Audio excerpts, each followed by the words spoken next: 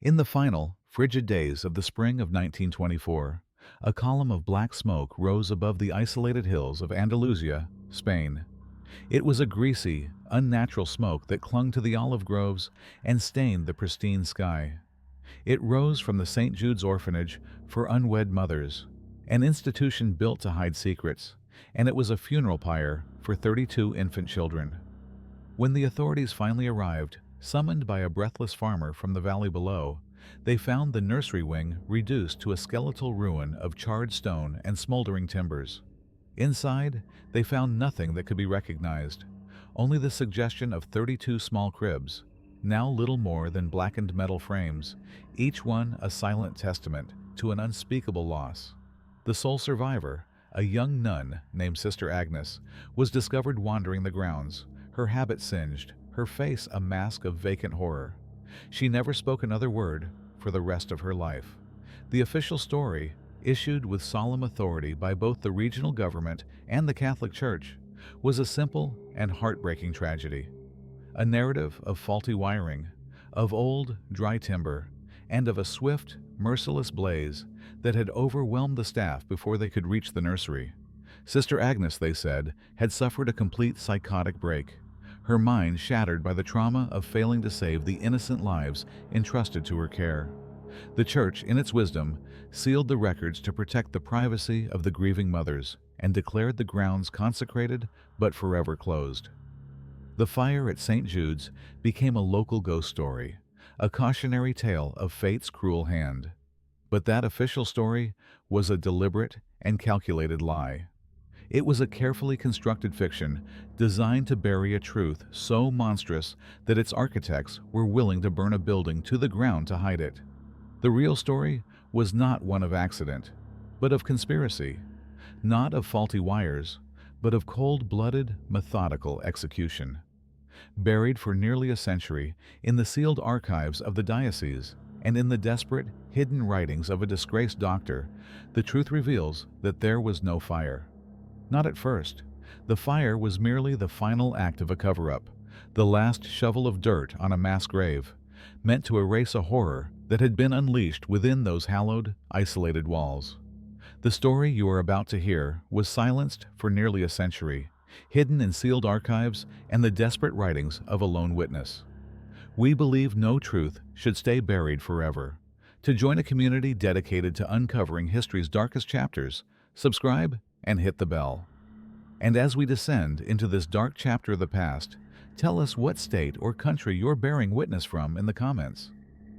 To understand the crime that was committed at St. Jude's, one must first understand the world in which it took place. Spain in the 1920s was a nation of profound contradictions. It was a country clinging desperately to the past, a land where the power of the Catholic Church was nearly absolute, particularly in the poor, rural South. Life was governed by ancient rhythms of faith, harvest, and tradition. In villages carved into the Andalusian hills, the word of the local priest was law, and the authority of the regional bishop was akin to that of a king.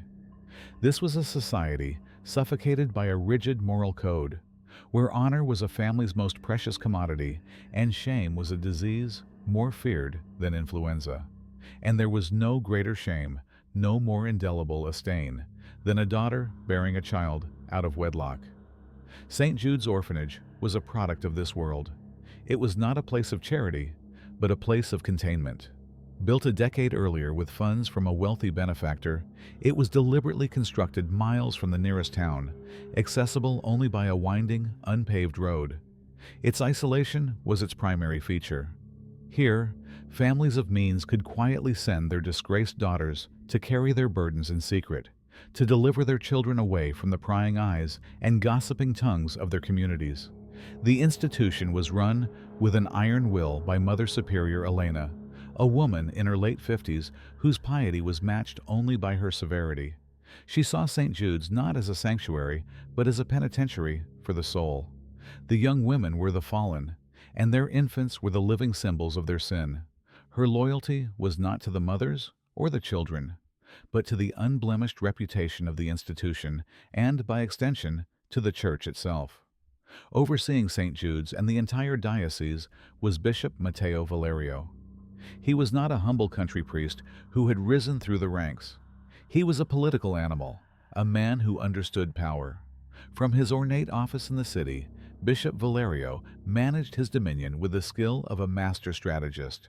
He believed the Church was the bedrock of Spanish civilization, a fortress of moral order standing against the rising tides of modernism, socialism, and godless science. Any threat to the Church's authority, any crack in its facade of infallibility, was not just a theological problem. It was a threat to civilization itself. He saw scandal as a cancer, and he believed in excising it with surgical precision, no matter the cost. His concern was not for the salvation of individual souls, but for the preservation of the institution that governed them all. Into this rigid, unforgiving world came two individuals who would become the unwilling witnesses to the unfolding conspiracy. The first was Sister Agnes, a young novice barely out of her teens. Where Mother Superior Elena was stone, Agnes was water. She possessed a simple, profound kindness that the other nuns mistook for naivete. She did not see the infants as symbols of sin, but simply as blameless children who deserved love. She spent every possible moment in the nursery, humming lullabies to the newborns, her presence a small pocket of warmth in the cold, sterile environment of the orphanage. The second was Dr. Alejandro Vance, a young, ambitious physician from Madrid. He had been assigned to the region as part of a government initiative to bring modern medicine to the countryside. His posting at St. Jude's was considered a provincial backwater, a place for him to bide his time. Dr. Vance was a man of science, trained to observe, diagnose, and cure. He believed in data, in evidence, and in the moral imperative to save lives. He was polite and respectful to the clergy, but privately he viewed their reliance on prayer and their suspicion of modern medicine with a mixture of frustration and disdain. He could not have known that his medical logbook, a simple record of temperatures, symptoms, and treatments, would one day become the single most important testament to a mass murder. These four individuals, the calculating bishop, the severe Mother Superior, the compassionate nun, and the rational doctor, were set on a collision course, brought together by a secret that was gestating in the blood of the 32 infants sleeping silently in the nursery of St. Jude's. The catalyst for the tragedy at St. Jude's did not arrive with a thunderclap or a dramatic pronouncement. It began, as most pestilence does, in silence.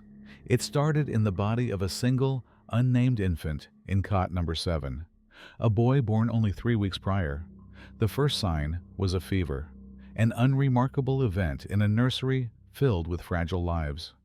Sister Agnes, during her morning rounds, noticed the child's unusual warmth and the faint, lace-like rash beginning to bloom across his chest. She swaddled him in a fresh, cool blanket and made a note for Dr. Vance's daily visit. Mother Superior Elena, observing from the doorway, saw only a common childhood ailment. "The sins of the mother visit the child," she murmured, more to herself than to anyone else. "Pray for his soul, sister. Penance can be a fever of the body as well as the spirit." When Dr. Vance arrived that afternoon, his clinical eye saw something more troubling. He was a man of patterns, and the pattern here was wrong. The fever was too high, the infant's breathing too shallow. But it was the rash that truly unsettled him. It was not the familiar red blush of measles or the spots of chickenpox. These were darker, almost purple, and coalesced into shapes resembling tiny, intricate bruises just beneath the skin. He recorded the infant's temperature, a dangerously high 40 degrees Celsius, in his logbook. He noted the rash with a detailed sketch circling the unusual pattern. Underneath, he wrote a single, questioning word: anomalo. He brought his concerns to Mother Superior Elena in her Spartan office, a room that smelled of old paper and beeswax. "Mother Superior," he began, trying to keep his tone level and scientific, "the infant in cot 7 presents with symptoms I do not recognize. The fever is severe, and the rash is atypical. I would like to move him to an isolated room, as a precaution." Mother Superior Elena did not look up from the accounts ledger she was reviewing. A precaution against what, doctor? Hysteria? You city physicians see phantoms in every cough. It is a fever. The child is weak. We will pray. With respect, this is not a matter of prayer alone, Dr. Vance insisted, a new edge to his voice. This is a matter of public health. There are 31 other children in that room. If this is contagious... Everything is contagious, Dr. Vance, she cut him off, finally raising her cold, gray eyes to meet his. Weakness is contagious. Fear is contagious. Sin is most contagious of all. You will not disrupt the order of this house. You will treat the child's fever. I will handle the state of his soul. That is all. Dr. Vance left her office, feeling a profound sense of foreboding. He was a man of medicine trapped in a fortress of dogma. He had no authority here. He was a guest, an outsider tolerated for the veneer of modernity he provided. He returned to the nursery and did what he could, administering aspirin crushed in water and sponging the infant's burning skin. Sister Agnes stood beside him, her face a portrait of anxiety, her whispered prayers a constant, gentle hum. She watched the doctor's hands, so sure and methodical, yet she could see the worry etched in the deep lines of his brow. She saw him draw a small sample of blood, sealing it in a glass vial, an act that felt both clinical and strangely sacred, as if he were collecting a relic of a tiny, suffering saint. Within 48 hours, Dr. Vance's fears were realized. The infant in cot number 12, and then the one in number 5, began to exhibit the same violent fever, and then the same terrible violet rash appeared on their skin, spreading faster than on the first child. The sickness was moving through the nursery with an unnatural intelligence, leaping from one cot to the next with terrifying speed. The quiet, rhythmic breathing of the nursery was replaced by a chorus of pained, shallow gasps. A strange, sweet, and sickly odor began to permeate the air, a smell that clung to the stonework and defeated the harsh scent of the carbolic soap the nuns used to scrub the floors. Dr. Vance now dispensed with politeness. He confronted Mother Superior Elena again, this time in the hallway outside the nursery, his logbook held open in his hand like a writ. 3 more are sick, he said, his voice low and urgent. This is a contagion. I don't know what it is, but it is aggressive, and it is spreading. You must allow me to establish a quarantine. We must separate the sick from the healthy, now. And where do you propose we do that? She retorted, her arms crossed tightly over her chest. This is an orphanage, not a Madrid hospital. We have the nursery, the chapel, and the dormitory for the fallen women. Do you wish to put sick infants in the pews? To mix the symbols of sin with the instruments of salvation? I wish to save their lives, Disiad. He nearly shouted, the sound echoing in the stone corridor. He caught himself, lowering his voice again. We can use the laundry room. It has a separate entrance. It is far from ideal, but it will have to do. We need to act. You are creating chaos where there is none, she said, her voice dangerously calm. God has sent this house a trial. It is a test of our faith. We will meet it with prayer and fortitude, not with panic and the rearrangement of rooms. But Dr. Vance ignored her. He turned to Sister Agnes, who had been listening from the nursery doorway, her face pale. Sister, he commanded, his tone shifting from one of frustration to one of desperate authority. Help me. We are moving the sick children. For a moment, an eternity seemed to pass as Sister Agnes stood, frozen between the two opposing forces that governed her world, the unbending will of her Mother Superior and the desperate plea of the man of science. She looked from the doctor's frantic eyes to the stone-cold certainty in Elena's face. Then she looked past them, into the nursery, where the faint cries of the sick children were growing weaker. Her choice was made. Without a word, she turned and walked to cot number 7. She gently lifted the first sick child, whose small body was now almost entirely covered in the dark, bruised rash, and carried him out of the room, following the doctor towards the laundry. Mother Superior, Elena, watched them go, her expression unreadable, a statue of righteous fury. The first crack in the institution's rigid order had appeared. The laundry room became a makeshift infirmary, a circle of hell Dante had not imagined. The air was thick with the steam of boiling linens and the cloying smell of sickness. Dr. Vance and Sister Agnes worked tirelessly, a two-person army against an invisible enemy. By the end of the week, there were 9 infants in the laundry room, their small bodies racked with fevers that did not break. Dr. Vance's logbook filled with frantic, increasingly desperate entries. He described the disease's terrifying progression. After the fever and the rash came a disturbing neurological phase.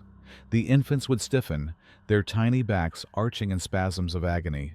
A thin, bloody foam would fleck their lips.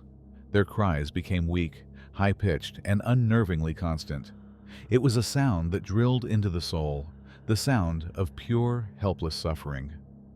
Sister Agnes became a ghost, moving between the cots, whispering prayers that were no longer for salvation, but for a swift and merciful end. She had loved these children in the abstract, as God's creatures. Now, she loved them in the particular, each one an individual soul whose agony she witnessed firsthand. She saw the light fade from their eyes. She held their small, convulsing hands. Her faith, once a source of comfort and certainty, was becoming a source of profound and terrible questions. What God would permit this? What trial required the systematic torture of the innocent? Then, the first child died. It was the boy from cot number 7, the one who had started it all. His passing was not peaceful.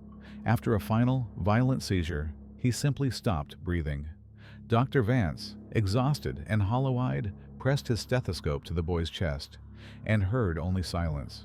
He stood there for a long moment, his scientific detachment completely stripped away, leaving only the raw anguish of a healer who had been defeated. He looked at Sister Agnes, whose face was stained with tears, and saw his own despair mirrored in her eyes. He placed the small, still body in a wooden crate, the only thing he could find that resembled a coffin, and covered it with a white linen sheet. That evening, he sought out Mother Superior Elena for the third and final time. He found her not in her office, but in the chapel, kneeling before the altar, her back ramrod straight. "A child is dead," Dr. Vance said, his voice flat, devoid of all emotion. "And 6 more are close to it. The quarantine is failing. The disease is airborne, or more virulent than I imagined. I don't know. I need help. You must send a message to the bishop. He has to contact the health ministry in Seville.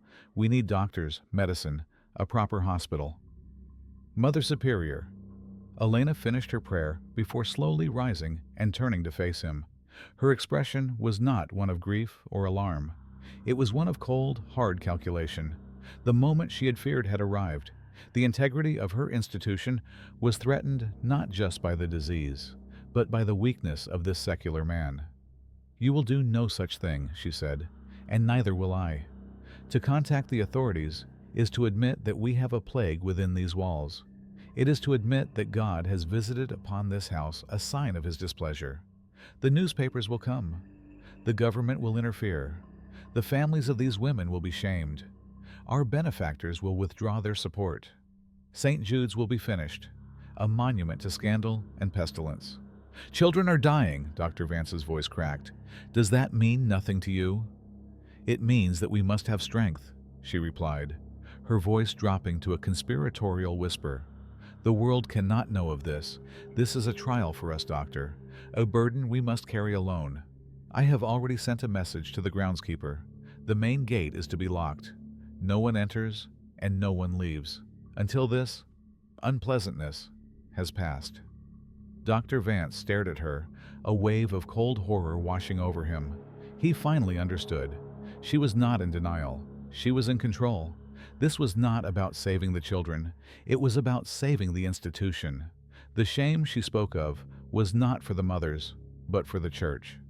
He looked past her, through the chapel doors, towards the long, unpaved road that was the only connection to the outside world. He saw the massive iron gate at the end of it. It was no longer a welcoming entrance. It was the door to a tomb. She had not quarantined the disease. She had quarantined them all. The silence of St. Jude's was no longer a matter of policy. It was now a matter of force. And in that chilling realization, Dr. Vance knew that the fate of the remaining 31 infants had just been sealed. The clang of the groundskeeper's bolt sliding into place at the main gate was a sound Dr. Vance would never forget. It was a sound of finality, a metallic punctuation mark at the end of a death sentence. His world, which had once been the expansive and optimistic realm of modern medicine, had shrunk to the confines of St. Jude's cursed grounds. He was no longer a physician, he was a warden in a dying ward, a prisoner alongside the very souls he was trying to save. The days that followed blurred into a monotonous cycle of suffering and exhaustion. The disease, now fully unleashed, tore through the remaining population of the nursery with breathtaking ferocity. Children who had been healthy one morning were feverish by noon and dead by nightfall. The makeshift infirmary and the laundry room overflowed, forcing them to use a small, adjoining storage closet for the newest victims. Soon, there were more dead than living. Dr. Vance's logbook, once a testament to scientific rigor, became a chronicle of despair. His neat, clinical script devolved into a frantic scrawl. He ceased trying to diagnose the unknown pathogen and began documenting what he now saw as a crime. Day 8. 3 more deaths. Infants from cots, 19, 21, and 2.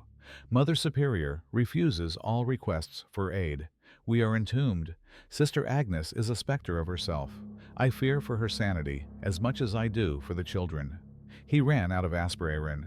He ran out of clean bandages. All he had left was cool water and a dwindling supply of carbolic acid, which did nothing to halt the infection's relentless march. The small wooden crates he used for coffins were piling up in the ice house behind the kitchen, a grotesque parody of a storeroom. The groundskeeper, a stoic man named Ricardo, with eyes that had seen too much, would wordlessly take them each morning and disappear towards the far end of the property, a shovel slung over his shoulder. Sister Agnes moved through the nightmare in a state of shock-induced grace. The part of her that could feel, that could weep, that could question God, seemed to have shut down. She functioned on instinct, a deep, maternal imperative that superseded her own terror and grief. She cleaned the children, held them, and hummed the old lullabies. Her voice a thin, reedy whisper in the chorus of suffering. She no longer prayed for their lives. She performed the last rites herself, anointing their foreheads with holy water from a small vial she kept in her pocket, a sacrament offered in defiance of a God she no longer understood. Dr. Vance watched her, a silent, hollowed-out figure of compassion, and knew he was witnessing the slow-motion destruction of a human soul. Meanwhile, Mother Superior Elena maintained her icy composure. She saw the mounting death toll not as a tragedy, but as a logistical problem that was spiraling out of her control. The doctor was becoming increasingly unstable, his pleas turning into demands, his desperation bordering on insubordination. The other nuns were succumbing to fear, their prayers laced with a hysterical edge. The secrecy of St. Jude's was compromised from within. She knew she could not contain this alone. The situation now required a higher authority, an ecclesiastical power that could not be questioned. On the morning of the 12th day, after the death toll had reached 17, she made her decision. She summoned Ricardo, the groundskeeper, the only man she trusted implicitly, for his loyalty was to the bishop first and to God second. She did not write a letter that could be intercepted or misconstrued. She gave him a verbal message, her words precise and stripped of all emotion. Ride to the city, go to the bishop's palace, give him this message and this message only. The penance of St. Jude's has become a contagion of the soul. The flock is perishing. Your immediate guidance is required to prevent a public scandal. Do you understand, Ricardo? Those words, exactly. The man nodded, his face impassive. And if he asks for details? He will not, she replied. He will understand the meaning. Bishop Matteo Valerio sat in his study, a grand room paneled in dark, polished wood and lined with leather-bound books he had never read. A large, ornate crucifix of silver and ebony hung on the wall behind his desk, a symbol less of faith than of the power and wealth that faith commanded. He was reviewing diocesan financial reports, a task he found far more spiritually fulfilling than listening to the confessions of peasants. When his aide announced the arrival of the groundskeeper from St. Jude's, a flicker of irritation crossed his face. The orphanage was a necessary but distasteful part of his domain, a place for inconvenient problems to be quietly managed. Ricardo was shown in, his dusty, working man's clothes, a stark intrusion into the opulent sanctity of the office. He stood, cap in hand, and recited Mother Superior Elena's message verbatim. A contagion of the soul. The flock is perishing. Prevent a public scandal. The bishop's pen stopped moving. He sat perfectly still, his fingers steepled before him. He did not need details. He understood the coded language of his subordinate perfectly. Contagion did not mean a simple sickness. It meant an outbreak, something uncontrollable. The flock is perishing was not a metaphor. It meant children were dying in large numbers. And public scandal was the key that unlocked the entire meaning. This was a threat not to lives, but to the institution, to his institution. He dismissed Ricardo with a curt nod and a single instruction: return to your post. Tell the Mother Superior I am contemplating her message. No one else is to leave the grounds under any circumstances. Is that clear? Once he was alone, Bishop Valerio walked to the tall window overlooking the city plaza. He was a man who saw the world as a chessboard, and he was now faced with the most dangerous move of his career. He began to methodically analyze the situation, not as a pastor, but as a general. An unknown plague had broken out at the orphanage. Children were dying. The on-site physician, a man of science, and therefore untrustworthy, would be demanding action, demanding that the outside world be notified. He considered his options. Option 1. He could alert the Ministry of Health. Government doctors would descend upon the orphanage. They would find a house of horrors, run by nuns, under his authority. The newspapers, particularly the socialist and anti-clerical papers in Madrid, would feast on the story for months. Plague in church orphanage. Dozens of bastard infants dead. Clergy blamed for negligence and cover-up. The scandal would be catastrophic. It would raise questions about the church's competence, its sanitation, its very morality. People would see the plague as a divine judgment, a sign of God's wrath upon a sinful institution. Donations would dry up. His own position, his carefully cultivated reputation as a pillar of moral authority, would crumble. This option was unthinkable. Option 2, do nothing. Hope the disease burns itself out. But this was equally risky. The doctor, or one of the nuns, might panic and escape. A desperate mother might try to visit her child. The truth would crawl out from under the stone like a scorpion. The scandal would be delayed. But it would come eventually, and it would be worse for his inaction. This left only a third option, a terrible, radical, but utterly effective solution. The problem was not the disease. The problem was the evidence. The problem was the witnesses. If there were no sick children, there was no plague. If there were no witnesses, there was no story. The entire affair could be erased, cauterized like a gangrenous wound to save the body. The body, in this case, being the Holy Mother Church. His mind, unburdened by sentiment, saw the path with chilling clarity. A merciful end to the suffering of the remaining children, a complete cleansing of the site, and a plausible, tragic story that would elicit sympathy, not suspicion. A fire, simple, common, and utterly destructive. It would explain the deaths, destroy the evidence of the disease, and sanctify the grounds through tragedy. It was perfect. The loss of 32 nameless, sin-born infants was a small, calculated price to pay for the preservation of the Church's unassailable authority and the moral order of Spain. Having made his decision, he acted with swift and ruthless efficiency. He sent a carriage to St. Jude's, not with medicine, but with a summons for Mother Superior Elena. She arrived late that evening, ushered into his study like a co-conspirator. She stood before his desk, her face pale in the gaslight, but her posture as rigid as ever. The bishop did not waste time with pleasantries. "Tell me everything," he commanded. She recounted the events of the past 2 weeks with detached precision. The strange symptoms, the rapid spread, the number of dead, the doctor's hysteria, the sealed gates. When she was finished, the room was silent, save for the ticking of a grandfather clock in the corner. Bishop Valerio rose and walked to stand before her, his voice low, intimate, and heavy with false piety. "You have faced a trial of biblical proportions, my daughter. A demonic pestilence has been sent to test us. And the greatest test is not the endurance of suffering, but the courage to end it." He looked directly into her eyes. "These children, their suffering is immense. Their souls are pure, but their bodies are tainted by a disease we cannot comprehend. To allow this to continue is not an act of faith, it is an act of cruelty. The Lord sometimes asks His most faithful servants to perform terrible duties in His name." He paused, letting the weight of his words settle upon her. He was not giving an order. He was granting a holy permission. "A merciful end is required," he continued, his voice barely a whisper. "A release from their earthly torment, so that their untainted souls may fly to the arms of the Savior.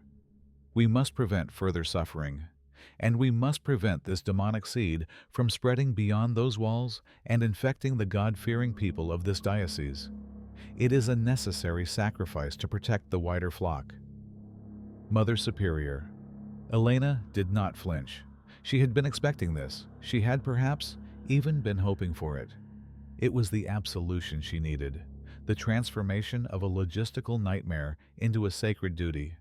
Her own ambition and her desire for order were now perfectly aligned with the will of her superior, and by extension, the will of God.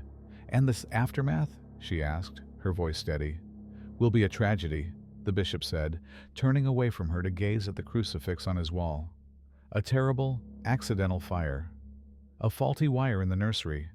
God, in His infinite and mysterious wisdom, will have called His smallest angels home. The world will weep for us, Elena. They will pray for our loss. And the truth of this terrible trial, will be a burden that you and I shall carry alone, for the good of the Church." He gave her a small, heavy purse filled with coins. "For Ricardo, for his silence and his assistance, and for the quicklime." He then handed her a small, corked bottle containing a dark, viscous liquid. "The doctor's morphine. For the children. There must be no struggle. It must be a gentle sleep." Mother Superior. Elena took the bottle and the purse. When she looked up at the bishop, her eyes were clear, her resolve absolute. She was no longer just the head of an orphanage. She was an instrument of divine and episcopal will. She bowed her head. "As God wills it," she said. She returned to St. Jude's under the cover of darkness, the carriage wheels crunching on the gravel drive. As she walked toward the main building, she could hear the faint, high-pitched wails coming from the laundry. To anyone else, it was the sound of unbearable suffering. But to Mother Superior Elena, armed with her new and terrible purpose, it was the sound of a problem that would soon be solved. Inside, Dr. Vance and Sister Agnes were still awake, unaware that the battle they had been fighting so desperately had already been lost. A decision had been made in a distant, gilded room, and a sentence had been passed upon the innocent. All that remained was the execution. The final night at St. Jude's orphanage descended with an unnatural stillness. The usual chorus of suffering from the laundry room infirmary had quieted to a series of exhausted, shallow breaths. 23 infants were now dead. Only 9 remained, their small bodies clinging to a fragile thread of life. Dr. Vance, having not slept for what felt like a lifetime, was slumped over his small desk in the nursery, his head in his hands. His logbook lay open, the last entry a single, jagged line, where he had attempted to write, but had been overcome by a tremor in his hand. The scientific method had failed him. His training was useless. He was a man with a medical degree reduced to the primal, impotent role of a deathbed witness. Sister Agnes was kneeling on the cold stone floor beside the cots, her rosary beads slipping through her fingers, her lips moving in a silent, ceaseless prayer that had become more of a reflex than a plea. The door creaked open, and Mother Superior Elena entered. Her presence immediately altered the atmosphere in the room. She was not carrying a basin of water or a clean blanket. In one hand, she held a small lantern, casting long, dancing shadows on the walls. In the other, she carried a tray. On the tray were 9 small bottles, the kind used for feeding infants, each filled with milk. Beside them sat the small, dark bottle the bishop had given her, and a single, unmarked syringe. Dr. Vance looked up, his eyes bloodshot and weary. He saw the tray, and a flicker of confusion crossed his face. "What is that?" he asked, his voice a hoarse whisper. "The bishop has sent a remedy," Mother Superior Elena said, her voice unnervingly calm and even. "A tonic from his own physician, to ease their suffering, to give them a peaceful sleep." Dr. Vance slowly rose to his feet. He was a doctor. He knew every remedy, every tincture, every opiate available. He looked at the dark bottle, then at the Mother Superior's eyes, and in their hard, resolute depths, he saw not mercy, but a terrifying, unholy purpose. "What is it?" he demanded, taking a step forward. "Let me see it." "It is a gift from God, administered through the authority of the bishop," she replied, placing the tray on a small table, her body shielding it from him. "You will not interfere, doctor. Your methods have failed. Now we will try the method of faith." "That's not a remedy," he said, his voice rising with a dawning horror. "That's poison." The word hung in the air, obscene and sacrilegious. Mother Superior. Elena turned to face him fully, her expression one of utter conviction. "It is a mercy. Do you not hear them? Their agony is an offense to God. They are trapped between this world and the next. The bishop has sanctioned a means to release them, to send their pure souls to heaven before they are further corrupted by this filth." Dr. Vance stared at her, his mind reeling. He was trying to process the monstrous logic she was presenting. This wasn't medicine. This was a theological execution. "You cannot do this," he stammered, his body trembling. "This is murder." "It is salvation," she corrected him, her voice like ice. "And you will not stand in its way." From the folds of her habit, she produced a large iron key. It was the key to the infirmary door. Before he could react, she moved with surprising speed, stepping out of the room, slamming the heavy wooden door shut, and turning the key in the lock. The loud, final thunk of the bolt echoed like a gunshot in the silent hallway. Dr. Vance threw himself against the door, rattling the handle, pounding his fists against the thick oak. "Let me out! In God's name, Elena, don't do this!" he screamed, his voice raw with panic and despair. But his cries were met only with the sound of her retreating footsteps. Inside the room, Sister Agnes had risen to her feet, her rosary falling to the floor. She had heard every word. Her mind, already fractured by weeks of trauma and grief, simply refused to accept the reality of what was happening. She looked from the locked door to the tray, with its 9 bottles of milk, now instruments of death. "Mother Superior," she called out, her voice small and trembling like a child's. "What is she doing?" Dr. Vance turned from the door, his face ashen. He looked at the young nun, at her wide, terrified eyes, and saw the last vestiges of her innocence about to be annihilated. "She's going to kill them, Agnes," he said, the words tasting like ash in his mouth. "She's going to kill them all." The truth of it finally pierced through Sister Agnes's shock. A low, guttural sound escaped her throat, a sound of pure animal grief. She backed away from the tray as if it were a venomous snake, shaking her head, her hands flying to her mouth. "No, no, the bishop. He would not. God would not." But Dr. Vance knew better. He had seen the bishop's kind before, men for whom power was the only true religion. He rushed to the room's single, small window. It was barred. He pulled at the iron, his muscles straining, his palms scraping raw against the rusted metal. But the bars held fast, cemented deep into the stone. They were trapped. They were to be the unwilling witnesses, their presence a perverse form of complicity in the crime. Then they heard it, the sound of the key turning in the lock again. The door swung open, but it was not Mother Superior Elena who stood there. It was Ricardo, the groundskeeper, his face a grim, unreadable mask.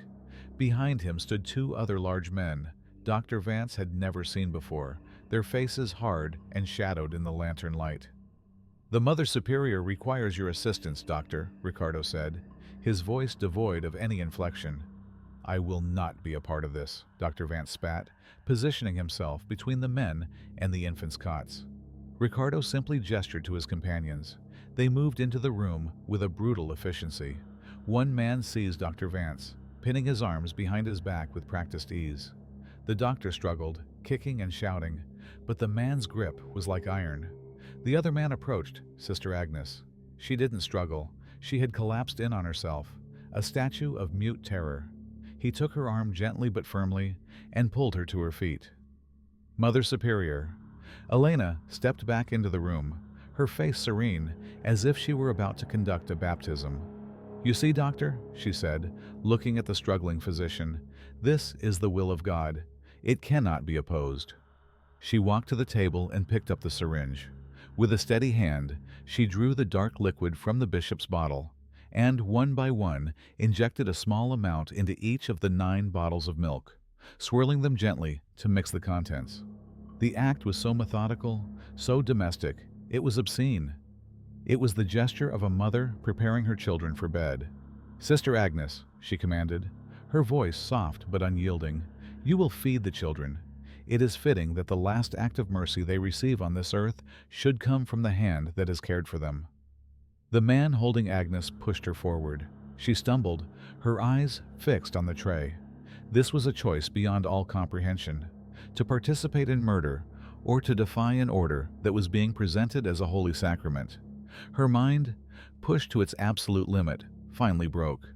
The world began to dissolve at the edges, the lantern light becoming a blinding glare. The quiet gasps of the infants and the grunts of the struggling doctor merging into a single, deafening roar in her ears. She looked at the face of the first child, his skin marked with a terrible violet rash, his breath a faint whisper. She saw not sin, not a vessel of pestilence, but only a baby, an innocent baby. "I can't," she whispered, the words barely audible. "I cannot." "You will," Mother Superior Elena said, her voice hardening. She picked up the first bottle and tried to press it into Agnes's hand. At that moment, something inside Dr. Vance snapped. With a primal roar of fury, he drove his body backward, slamming the man holding him into the stone wall. The man's grip loosened for a split second, just long enough for Dr. Vance to wrench one arm free. He lunged not for Elena, but for the tray. He swept his arm across it, sending the 9 bottles crashing to the floor. They shattered, the mixture of milk and morphine splashing across the stone in a sickening pale pool. For a moment, everyone was frozen. The air was filled with the sound of Dr. Vance's ragged breathing and the sweet, cloying smell of the spilled liquid. Mother Superior. Elena's face, for the first time, twisted into a mask of pure rage. "You foolish, arrogant man of science," she hissed. "You have not saved them. You have only prolonged their agony. You have made this difficult when it could have been simple." She turned to Ricardo. "Hold him, hold them both. There is another way." She strode from the room and returned moments later, carrying a small doctor's bag, Dr. Vance's own bag. She rummaged through it and produced a bottle of chloroform and a thick wad of cotton. Her intent was clear. If they would not sleep peacefully, she would force them into unconsciousness first. Dr. Vance renewed his struggle, but the second man had now joined the first. They forced him to his knees, his face pressed against the cold, damp floor. He could only watch in impotent horror as Elena approached the first cot, the chloroform-soaked cotton in her hand. He saw Sister Agnes, held by Ricardo, her eyes wide and completely vacant, staring into a distance he could not imagine. She had retreated to a place within her own mind where this horror could not reach her. A high, keening sound began to emanate from her throat, a sound of a soul being torn apart. The climax of the tragedy at St. Jude's was not a moment of violence, but one of terrifying, methodical quiet. It was the soft hiss of the chloroform, the gentle press of cotton against a tiny face, followed by the clinical, precise prick of a needle. One by one, 9 times.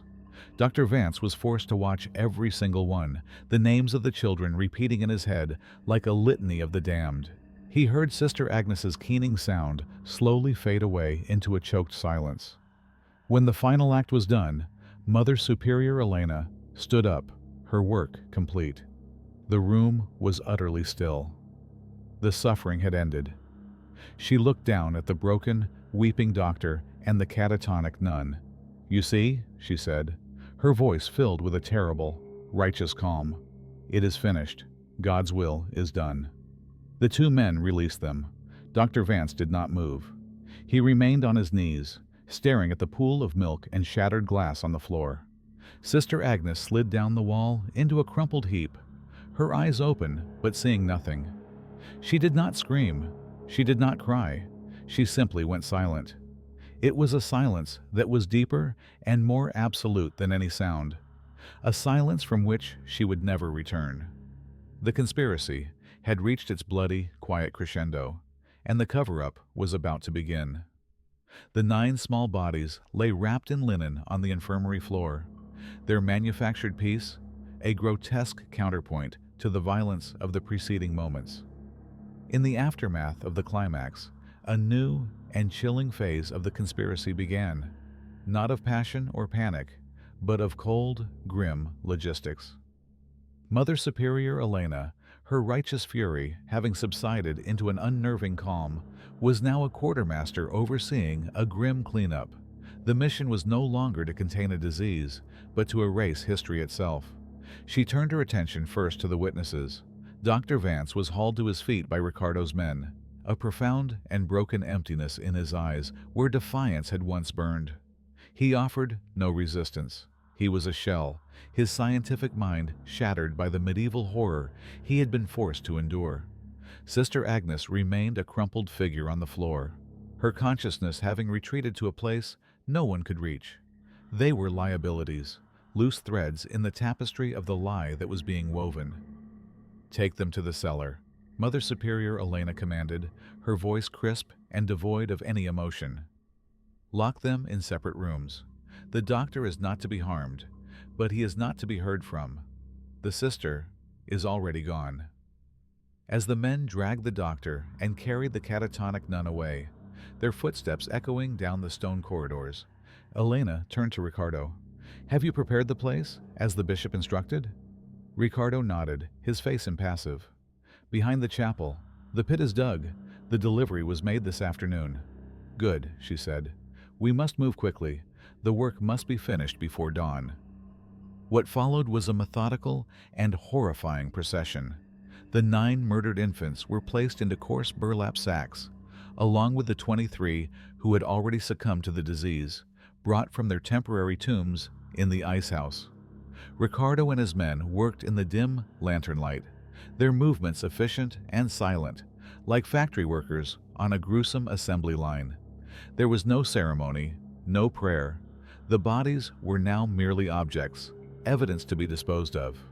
They carried the sacks, 2 at a time, out the back of the orphanage and along a muddy path that led to the small, neglected cemetery behind the chapel.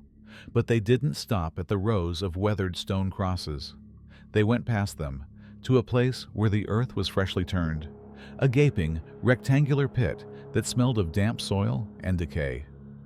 At the edge of the pit sat a half-dozen large paper sacks, bearing the stark label of a chemical supplier from the city. Ricardo slit one open with a knife, and a cloud of fine white powder billowed into the night air. Quicklime, a substance that would not only hasten the decomposition of the bodies, but would chemically burn away the flesh, leaving little for any future investigation to ever uncover. One by one, the burlap sacks containing the infants were dropped into the mass grave. They landed with soft, sickening thuds. Then, Ricardo and his men began to shovel the quicklime onto the bodies, the white powder covering the dark burlap, a profane parody of a gentle snowfall. When they were finished, they filled the grave with earth, tamping it down, working with the practiced rhythm of men accustomed to hard, unquestioning labor.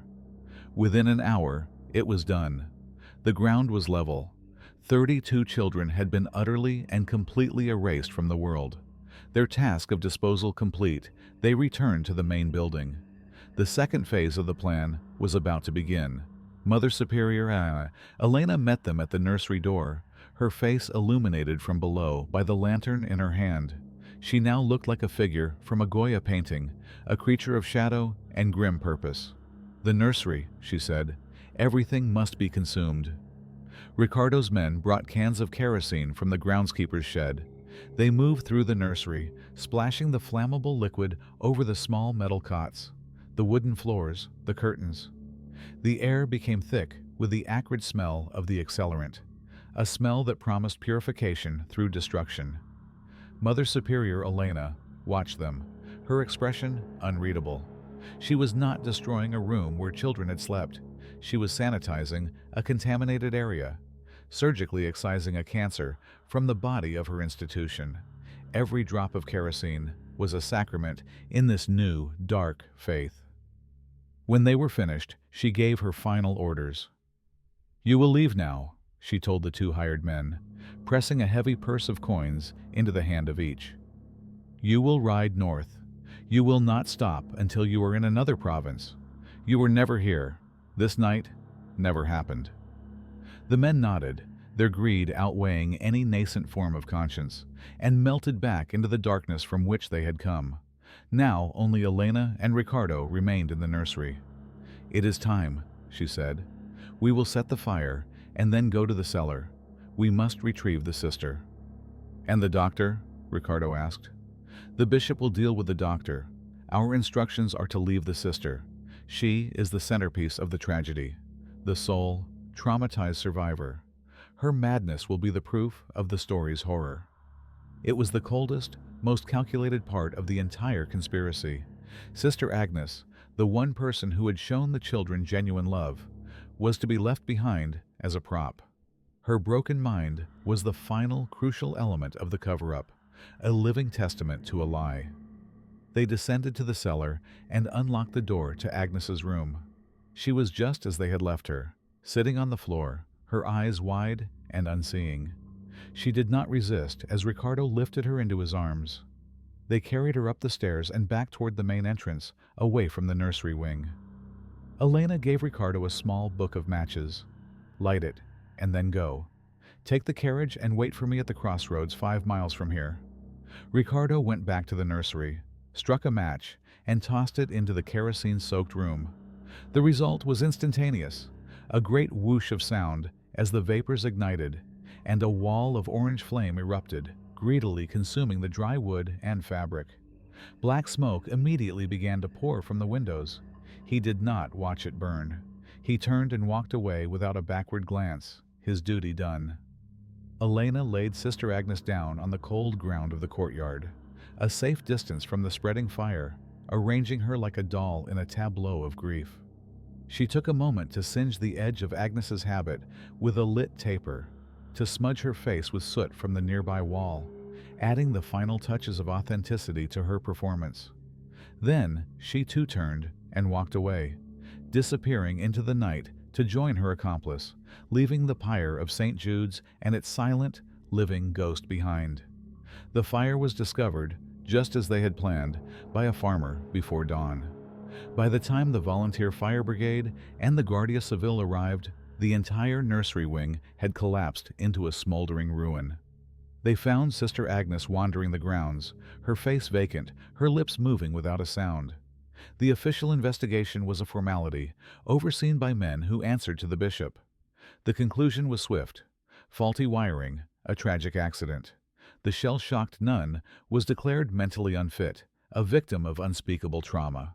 The aftermath for the conspirators was equally swift and quiet. Bishop Valerio, upon receiving the news of the terrible tragedy, issued a public statement of profound grief and called for a week of prayer throughout the diocese.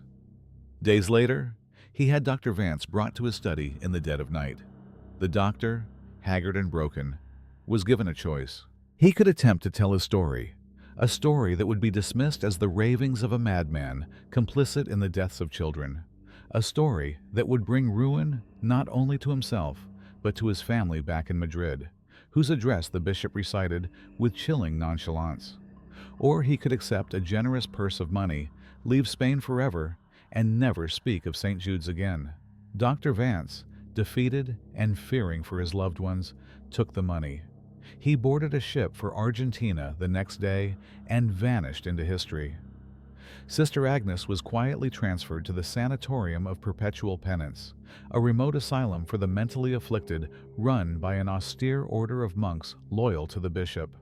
Her catatonia was diagnosed as a holy madness, her silence a sign that she was communing with angels.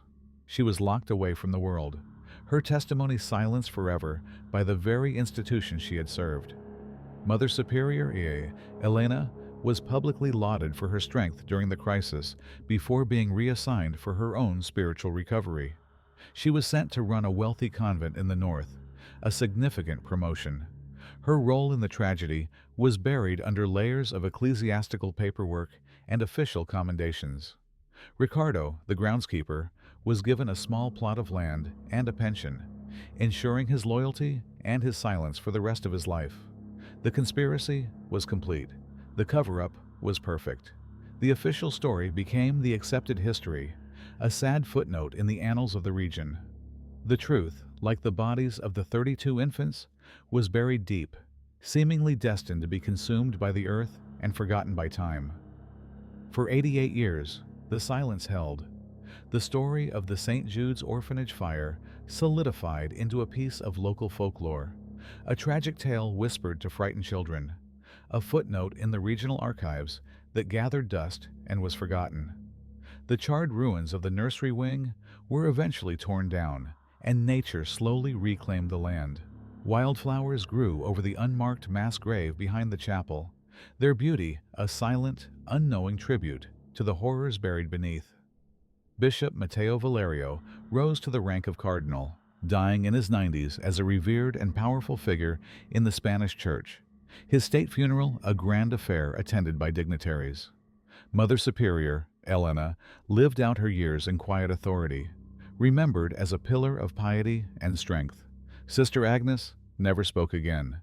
She died in the Sanatorium of Perpetual Penance in 1978, her secret locked away behind eyes that had seen too much. The conspiracy had been a resounding success. The truth, it seemed, had been cremated along with the building. History, however, has a long memory and a peculiar habit of revealing its secrets in the most mundane of circumstances. In the autumn of 2012, the land on which St. Jude's once stood was sold to a corporate vintner for the development of a new vineyard. The old chapel and the Mother Superior's quarters were to be preserved as a historic centerpiece, but the last remaining structure, the small, dilapidated groundskeeper's cottage where Ricardo had lived out his silent, pensioned life, was slated for demolition. A young architectural historian from the University of Seville, a woman named Sofia Reyes, was assigned to document the cottage before it was torn down. She saw it as a tedious task, a final look at an insignificant outbuilding. She spent a day photographing the crumbling plaster walls and rotting floorboards, making notes on the simple, rustic construction. As the demolition crew began their work, pulling down the back wall with a loud groan of splintering wood, Sophia noticed something unusual. In the cavity of the stone wall, where a large support beam had just been removed, sat a small, dark object wrapped in what looked like oilskin and tied shut with twine that had grown brittle with age. Assuming it was an old relic or a forgotten personal effect of the former groundskeeper, she called for the crew to halt. She carefully retrieved the package, the oilskin crackling under her touch. It was surprisingly heavy. In the quiet of her car, away from the noise of the machinery, she carefully untied the twine, which disintegrated into dust in her fingers. She peeled back the layers of stiff, waxy cloth. Inside was a leather-bound physician's logbook. The cover was warped by moisture, but the gold leaf lettering was still faintly visible. Dr. Alejandro Vance, medical log, 1924. Sophia's heart began to beat faster. She knew the name from the official report on the St. Jude's fire. He was the attending physician, a man who had left the region shortly after the tragedy. The existence of this book was an anomaly the official records never mentioned. She opened it, and the smell of old paper, ink, and a faint, lingering scent of carbolic acid rose from its pages. The first several entries were exactly what she expected: neat, clinical observations of routine childhood illnesses, records of births, notes on the health of the young mothers. But then, she turned a page, and the entire tone of the book changed. The entry was dated the 3rd of April, 1924. The handwriting was still precise, but an undercurrent of concern was palpable. Infant, cot 7.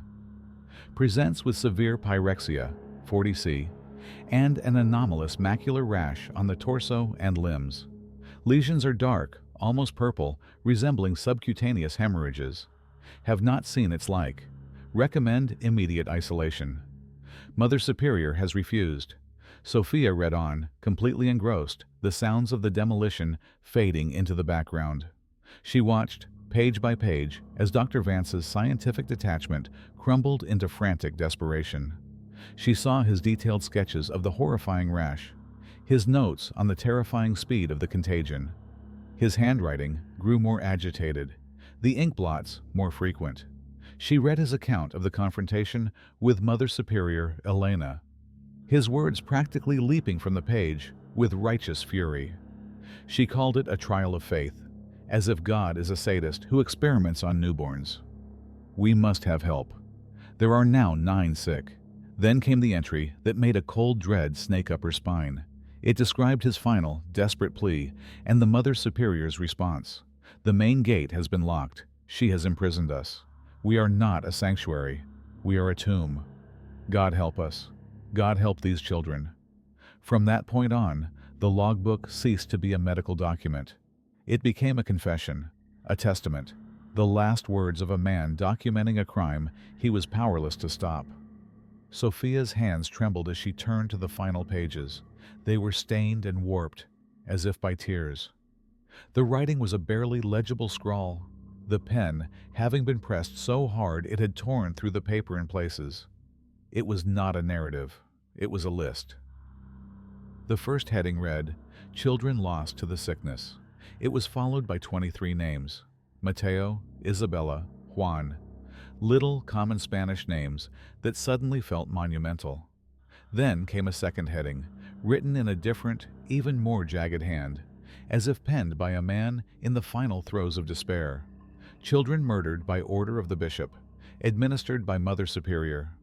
Elena. On this, the 14th night of the contagion. Below it were the final 9 names: Rafael, Lucia, Antonio, Maria, Miguel, Sofia, Leonor, Pablo, Catalina. 32 names in total, and next to every single name, all 32 of them. From the first to die from the disease, to the last to be murdered by the needle, Dr. Vance had written the same single heartbreaking word over and over again, a frantic prayer for an absolution he would never receive. Perdóname. Perdóname. Perdóname. Forgive me. The logbook was the key. It was the Rosetta Stone for a history of lies. It proved there was no fire. It proved there was a deadly, unknown plague. And it proved that the highest authority of the regional church, in a conspiracy with the head of the orphanage, had ordered the systematic murder of 9 surviving infant children and orchestrated an elaborate cover-up to hide their crime. A crime committed not for God, but for the preservation of power and the avoidance of scandal. The lost document, hidden in a wall by a terrified doctor a lifetime ago, had finally spoken. It gave names to the nameless victims, exposed the guilt of the sainted perpetrators, and screamed a truth that had been silenced for nearly a century. The ashes of St. Jude's were not from an accident. They were from an atrocity. The bishop justified the murder of 9 children as a necessary sacrifice to protect the church, an institution he saw as the bedrock of civilization for millions. This brings us to a chilling question. Can a monstrous act ever be justified if it's committed for what the perpetrator genuinely believes is a greater good? Let us know your thoughts on this impossible moral calculation in the comments. The story of St. Jude's Orphanage is a chilling reminder that the most monstrous acts in history are often not the product of chaotic evil or mindless violence. They are the result of cold, rational decisions made by people in power to protect an institution. They are born in quiet, paneled offices and carried out by those who convince themselves that their terrible deeds are necessary, that the sacrifice of the few is a justifiable price for the stability of the many. The official record is often little more than a carefully constructed narrative, and the truth is a fragile thing, easily buried under the weight of authority and the passage of time. But it is never truly gone. It waits, silently, in the hidden cavities of old walls, in the desperate ink of a forgotten journal, for a future that is willing to listen. Thank you for joining us for this dark chapter of the past. If you find value in these deep dives and believe these stories need to be told, the best way to support our work is to subscribe, like this video, and share it with someone who won't shy away from the truth. It tells us this history still matters.